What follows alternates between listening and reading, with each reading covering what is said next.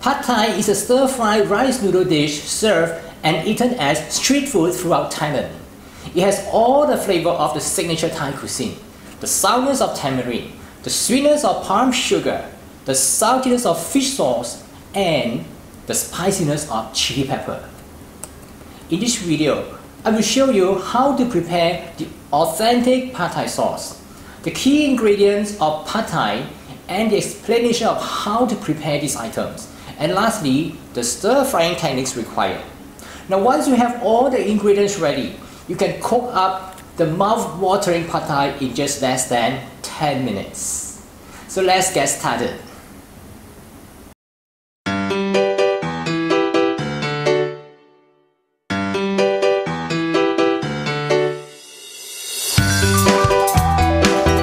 The first step is to soak the noodles. Now noodles for Pad Thai comes in two forms, the dry one and the fresh one.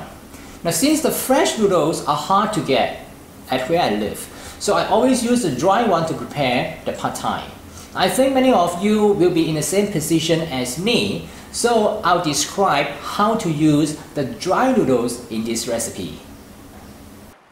Put the noodles in hot water until they are covered, and then submerge the noodles entirely in the water. Leave to stand for 5 to 10 minutes.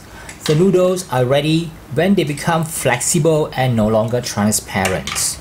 Then remove the noodles. Rinse the noodles with cold water or under the tap to stop further cooking by the residual heat. The second step is to prepare the Pad Thai sauce. The Pad Thai has a unique flavor. Now many people cannot pinpoint why they love Pad Thai because it has such an incredible flavor.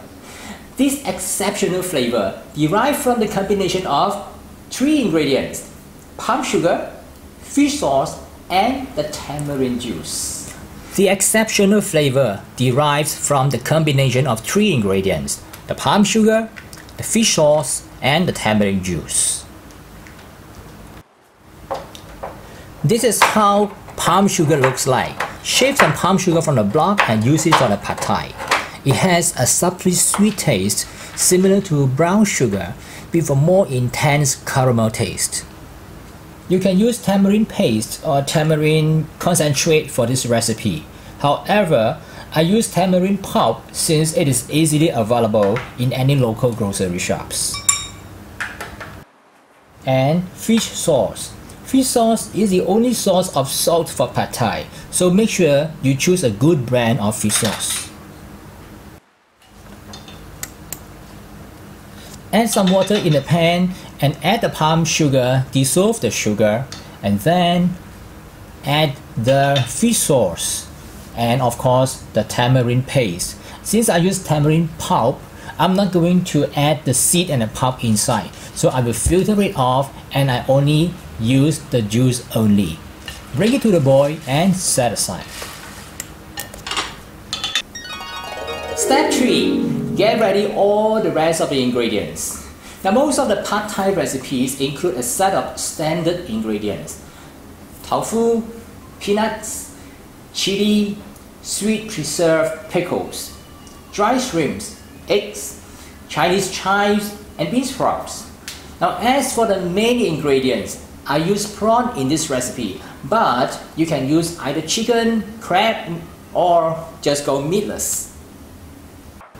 Get everything ready before you start stir frying. We have the prawns, shallots, some garlic, and then we have some dry shrimps. Now soak the dry shrimps in water so that it becomes soft before you saute it. And then the next one, we have some sweet preserved pickles and some chili peppers, dry chili peppers, some bean sprouts, some tofu, make sure it is a hard one, the pressed tofu, and 2 eggs. Cut the tofu into small pieces, about 1 cm wide and 3 cm length. The tofu for cooking Pad Thai should be firm, as it can break easily into small pieces during stir frying. Now this type of tofu is labeled as firm or pressed tofu.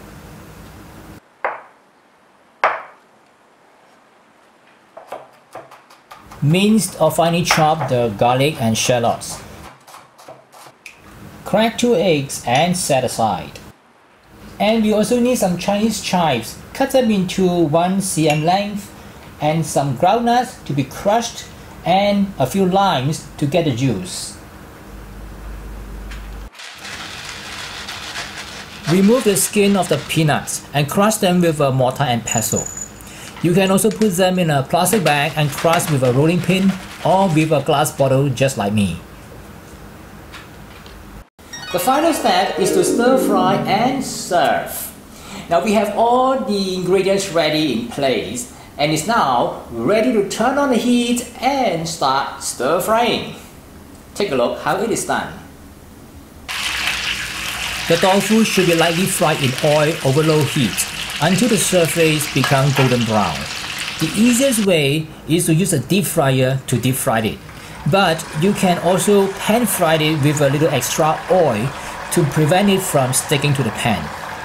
The fried tofu has a firmer texture which can withstand the movement of stir frying. The main ingredient can either be prawns as what I'm doing, or you can use chicken meat or even go as vegetarian. Now since now I'm using prawn, I will fry the prawn first and then I will remove the prawn, leave the oil of the prawn in the pan or in the wok in this case, and then I will add the noodles inside the wok and use the prawn oil to fry the pad thai noodles. Saute the minced garlic and shallots until fragrant. Then add the dry shrimps, the chili flakes, and then the sweet preserved radish, and then keep sauteing it until it turns fragrance. Add the soaked drained noodles to the wok. Stir and mix with the sauté ingredients. Then add the pad thai sauce. Stir fry over medium heat for 40 minutes. Add part of the bean sprout and continue stir frying it, and over high heat if you can, to create the signature aroma of wok hei. Push the noodles to the side of the wok. Add a small amount of oil to the center of the wok and make an omelette. Now when the egg is nearly set, fold the egg into the noodles so that part of the egg will stick to the noodles, and then scramble the egg and mix them with the noodles. Add the crushed peanuts, the deep fried tofu, and the Chinese chives.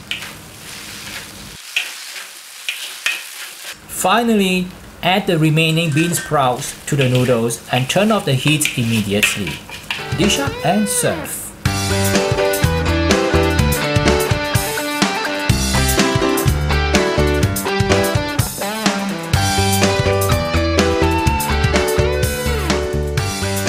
I've just shown you how to prepare pad thai in 4 simple steps. You can download the recipe at my blog tasteasianfood.com Pad Thai Recipe 1. If you like this video, please subscribe to my YouTube channel by clicking the button below. You'll find many other similar Asian dishes in this channel. And thanks for joining me today. I'll see you in the next video. My name is KB Kwan. Bye for now.